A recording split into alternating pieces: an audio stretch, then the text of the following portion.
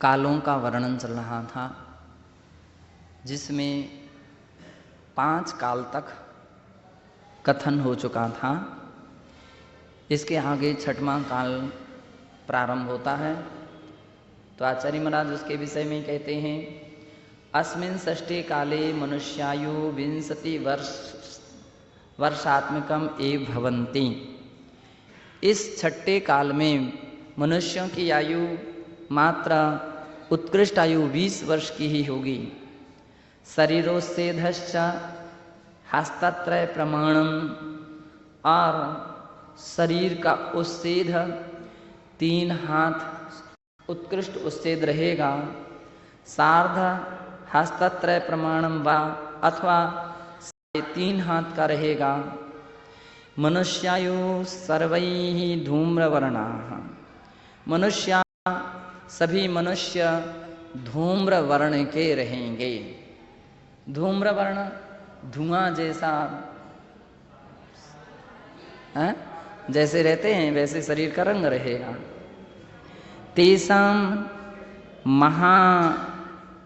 तेषाम आहारस्य मूल फल मत्स्यादि रूपो भवति। और उस समय के जो मनुष्य हैं उनका आहार जो है मूल फल मछली आदि रहेंगे। सर्वे निवास रहिताः नग्ना एव यत्र तत्र विचरन्ति, और सभी निवास रहित उनके उस समय कोई मकान नहीं रहेंगे, नग्न रूप में यत्र तत्र विचरण करेंगे। एवं यत्र ततो ही वस्त्र निवास ग्राम नगर विन्यासो ध्वस्तो भवति। उस समय वस्त्र निवास ग्राम नगर इत्यादि का जो विन्यास है, ढांचे हैं, वे नष्ट हो जाएंगे। क्योंकि उस समय इतनी क्रूरता उत्पन्न हो जाएगी कि एक दूसरे के लिए तोड़ तोड़ करके, मकान तोड़ तोड़ करके सामग्री निकाल लेंगे। एक दूसरे के वस्त्र छीन छीन करके सबको एक जैसा कर देंगे। और नगर, जब मकान ही नहीं रहेंगे तो फिर नगर का भी कोई स्थान नहीं रहेगा। प्रायो सर्वे पशुवद आचरन्ति, उस समय सभी प्राणी पशु की तरह आचरण करेंगे। प्रायस्ते क्रूरा बधिरा अंधा काणा मूका दरिद्रा नाना व्याधि पीड़िता तीव्र कषायुक्ता स्वभावता पापिष्ठा स्वजन विरहिता दुर्गंध शरीरा दीर्घ केशा भयंकर रूपाश्च भवन्ति। और उस समय के प्राणी क्रूर स्वभाव के रहेंगे। क्रूर यानी निर्दय, कोई करुणा दया भाव नहीं रहेगा। एक दूसरे को मारने के लिए, एक दूसरे को पीटने के लिए एकदम अग्रणी रहेंगे। बधिरा, बहरे होंगे, अंधे होंगे, काने होंगे। और निश्चित है, अब कोई किसी का रक्षक नहीं है, कोई किसी का संभालने वाला नहीं है।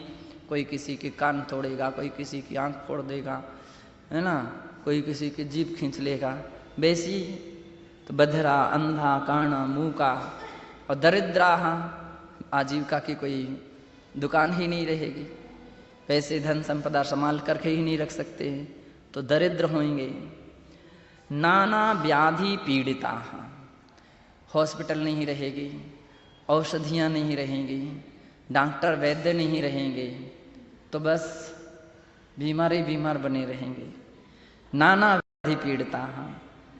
और अरे 6वें काल की बात चल रही है, आपको सुनाई पड़ रहा। तीव्र कषाय युक्ता, और तीव्र कषाय युक्त रहेंगे। कुछ है नहीं है तो व्यक्ति कषाय भाव में रहता है, प्रतिकूल वातावरण रहता है तो लोगों के अंदर में कषाय भाव रहते हैं, इसलिए प्रतिकूल रहते हैं। स्वभावता पापिष्ट, नरक है तो उसकी प्रकृति तो रहेगी। स्वभाव से पाप करने वाले होंगे, पापिष्ट होंगे। स्वजन विरहिता, कुटुंब परिवार कुछ नहीं रहेगा। स्वजन विरहिता, है ना, माता पिता ने जन्म तो दे दिया छोड़ दिया, वो अपनी जान बचाएं कि उसकी बचाएं कि किसकी बचाएं, तो ऐसे ही छोड़ देते हैं और अपने भाग भरोसे वो जीता है।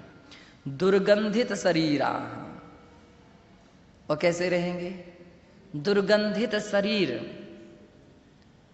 ये पंचम काल की स्थिति। अभी तो फिर भी इतनी दुर्गंध नहीं आती लोग, मतलब उस समय क्या हालत हो जाएगी। अभी जब किसी को पास में बैठाना कठिन हो जाता है, उस समय की तो स्थितियां और विचित्र हो जाएंगी। दुर्गंधित शरीर होगा और दीर्घ केसा, बड़े बड़े बाल, कोई नाई बाल बनाने वाला कोई नहीं रहेगा, तो बस बड़े रहेंगे, पता ही नहीं पड़ेगा कि महिला है कि पुरुष है, क्या है ना। ऐसे बड़े बड़े बाल, महिलाओं के भी पुरुषों के भी ऐसी राक्षस जैसे ऐसे फैलते रहेंगे। भयंकर रूपाश्च, और भयंकर रूप उस समय के लोगों का होगा। तेषाम आयुर्बलादि ह्रासो अधिकतया प्रवर्तन्ते, और उस समय के लोगों की आयु बल इत्यादि का निरंतर ह्रास होता ही जाएगा, घटती जाएगी। अस्मिन् काले नरत्रय गत्यो एव आगमनम, और उस काल में प्रायः व्यक्ति नरक गति से और त्र्यंच गति से आएगा, इसलिए ऐसे प्रकृति रहेगी। मृत्वा से तयो एव गमनम भवति, और मरने के उपरांत उन्हीं दो गतियों में ही मनुष्यों का गमन होगा। अयम काल 21 सहस्त्र वर्ष प्रमाणो भवति, यह काल 21,000 वर्ष प्रमाण होता है। अंतमेषु 49 दिनेषु प्रलयो भवति, अंत में 49 दिन के बाद 49 दिन के प्रलय का दिन आ जाएगा। कुप्रवस्थाएं होंगी, कुवृष्टियां होंगी। प्रथमम 7 दिनानि यावत संवर्तक नाम का प्रचंड वायु, सबसे पहले संवर्तक नाम की प्रचंड वायु, ऐसी वायु चलेगी कि वो सारे मकान आदि को ध्वस्त कर दे। प्रहति तीन वृक्ष पर्वत आदि नाशो जायते, उस वायु से वृक्ष पर्वत इत्यादि सब नष्ट हो जाएंगे। मनुष्यात्रयश्च महादुखिता रक्षार्थम कृदंती, और फिर मनुष्य त्र्यंच महादुखी होकर के रोएंगे, चिल्लाएंगे। तदेव 270 संख्यक युगलानि गंगा सिंधु नदी तटे तथा विजयाद वन मध्य प्रविश्य शरणम लभन्ते, उस समय ही 270 संख्यक यानी 72 संख्या प्रमाण युगल गंगा सिंधु नदी के तट में अथवा विजयार्ध जो वन है उसके मध्य में प्रवेश कर जाएंगे और शरणम लभन्ते, उसकी शरण लेंगे। देवा विद्याधरस्य करुणार्ध चित्ताः, देव विद्याधर भी करुणा से आर्ध चित्त होकर के कश्चित जनान संख्यात प्रमाणान तत्प्रदेशु चे स्थापयन्ति, और वे संख्यात प्रमाण मनुष्य प्राणियों के लिए वे देव जो हैं उनके लिए किसी तत्प्रदेशेषु स्थापयन्ति, उसी गंगा तट के या विजयार पर्वत के स्थान पर उनको उठा करके रखेंगे, सुरक्षा करेंगे। ततस्य मेघा गंभीर गर्जनातया स 7 दिनानि शीतल जलम, इसके उपरांत मेघ जाति के जो बादल हैं वो 7 दिन तक शीतल ठंडा जल बरसाएंगे। 7 दिनानि क्षार जलम, और 7 दिन क्षार क्षार जल यानी खारा पानी बरसाएंगे। 7 दिनानि चे विष जलम बरसंती, और फिर 7 दिन तक विष जल बरसेगा।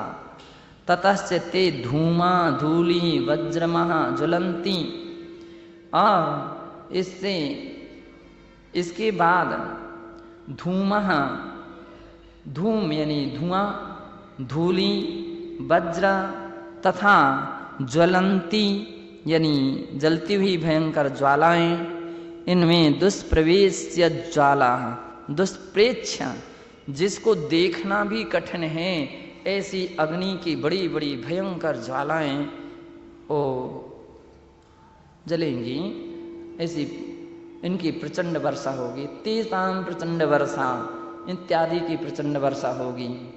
प्रत्येके क्रमेण 7 दिनानि यावत् कुर्वन्ति। इस प्रकार के प्रत्येक 7-7 दिन तक इन वर्षाओं को वे बादल जो हैं इस प्रकार की वर्षा करते हैं। एवं भरत क्षेत्रांतर्गतस्य आर्यखंडे चित्ता पृथ्वीव्याम उपरितनो वृद्धिंगतो भाग 1 योजन प्रमितो दह्यते। इस प्रकार से भरत क्षेत्र के अंतर्गत आर्यखंड में चित्रा पृथ्वी के ऊपर का वृद्धिंगतो भाग, जो ऊपर का भाग बढ़ा हुआ जो भाग है वह वृद्धिंगतो भाग 1 योजन प्रमितो दह्यते। 1 योजन तक नीचे तक का जला देते हैं, जल जाएगा। हाँ, आर्यखंड का भाग उठा हुआ ऐसा है, ऐसा तो उतना हिस्सा जो है 1 योजन तक का जल जाएगा। उसी के माध्यम से तो दिन रात हो रहे हैं, दिन रात का भेद है ना, ऐसा उठा हुआ है ऐसा। इसलिए लोग उसको पृथ्वी मानते, पृथ्वी गोल है, जबकि हो कैसा ऐसा है, ऐसा हाँ टीला जैसा। हाँ, वज्र महानल बलेने आर्यखंडस्य वृद्धिंगता भूमि स्वपूर्ववर्ती स्कंद रूपम विहाय लोकांतम यावत् प्रसरति। वज्र व प्रचंड आग के कारण आर्यखंड की बड़ी हुई भूमि अपनी पूर्ववर्ती स्कंद रूप को छोड़कर लोकांत तक फैल जाती है, ऐसी फैली देती हैं। एवं 49 दिनांतरम आर्यखंड शेष भूमिवत दर्पण तलवत सक्षताम कालुष्य राहित्यम चे प्राप्नोति। इस प्रकार 49 दिन के बाद आर्यखंड शेष भूमियों की तरह दर्पण तल की तरह सक्ष एवं कलुष्यता से रहित हो जाती है। तत्र स्थानां जनानां शरीरोस्सेदा उत्कर्षेण 1 हस्त प्रमाणम आयुष्यम च 16 वर्ष प्रमितम 15 वर्ष प्रमितम वा भवति। और उसमें उस समय में स्थित जो प्राणी हैं उन प्राणियों की शरीर का उच्छेद उत्कर्ष अधिक उत्कृष्ट से 1 हाथ प्रमाण और आयु 16 वर्ष प्रमाण होती हैं। 15 वर्ष प्रमितम वा भवति अथवा 15 वर्ष प्रमाण भी होती हैं। ततस्य उत्सर्पणी काल प्रारब्धो भवति। इसके बाद उत्सर्पणी काल प्रारंभ होता है। आषाढ़ पूर्णिमायाम युगस्य पूर्णता जायते। आषाढ़ पूर्णिमा में युग की समाप्ति हो जाती है और श्रावण कृष्ण प्रतिपदायाम नक्षत्र से अभिजित नामकस्य चंद्रेण स योगे युगारंभो भवति। श्रावण कृष्ण प्रतिपदा और अभिजीत नक्षत्र के उदय में चंद्रेण स योगेन, अभिजीत नक्षत्र जब चंद्र के साथ योग ग्रहण करता है, योग पाता है, उस समय युगारंभ होता है, युग का प्रारंभ होता है। अस्मिन् युगे शरीरोस्सेदिकं क्रमशो वृद्धिं याति। इस युग में शरीर का उच्छेद यानी ऊंचाई क्रम से वृद्धि को प्राप्त होता है। उत्सर्पणी कालोपि अवसर्पणी काल प्रमाण एवं उत्सर्पणी काल भी अवसर्पणी काल के प्रमाण ही होता है। अस्यापि 6 भागा क्रमशो भवन्ति। इसके भी 6 भाग क्रम से होते हैं। अति दुष्मा दुष्मा दुष्मा सुषमा सुषमा दुष्मा सुषमा सुषमा सुषमा चेति। अति दुष्मा दुष्मा दुष्मा दुष्मा सुषमा दुष्मा सुषमा सुषमा सुषमा, इस प्रकार से इन कालों के विषय में जानना चाहिए। आज इतना ही विषय लेकर के शेष विषय को क्या बोले, अति दुष्मा, फिर दुष्मा, फिर दुष्मा सुषमा, सुषमा दुष्मा सुषमा, फिर सुषमा सुषमा। अच्छा, नीचे सुधार लीजिए, हिंदी में जो सुषमा दुष्मा लिखा उसको सुषमा सुषमा कर लीजिए, अंत में सुषमा सुषमा नाम का काल रहेगा। नहीं, वो जो हैं वो अवसर्पणी काल की, और एक कथन चल रहेगा उत्सर्पणी काल का, तो इसलिए उसमें हाँ। अथा प्राणिक स्वाध्याय प्रतिष्ठापन क्रियायाम पूर्वाचार्यानुक्रमेण सकल कर्मचयार्थम भाव पूजा वंदना स्तव समीतम श्री श्रुतभक्ति कायो सर्गम कुर्वेहम।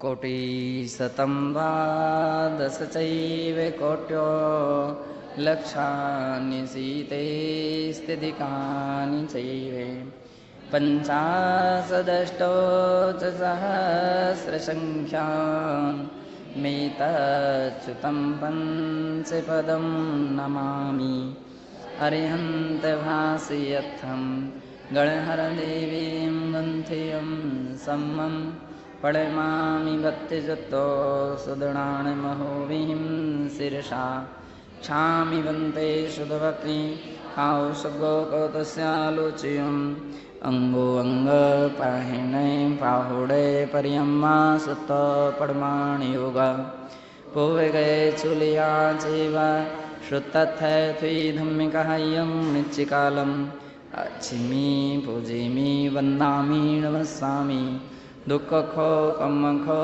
हिला सुधीरं अथा प्राण जिनवाणी के ज्ञान से सूझे लो कालो सोवाणी मस्तक नमः सदा देखती हूँ। चार कौन कौन से?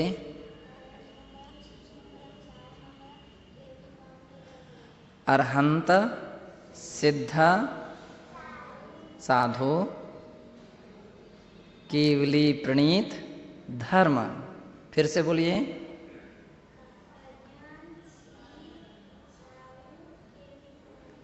धर्म, बहुत सही। आइए,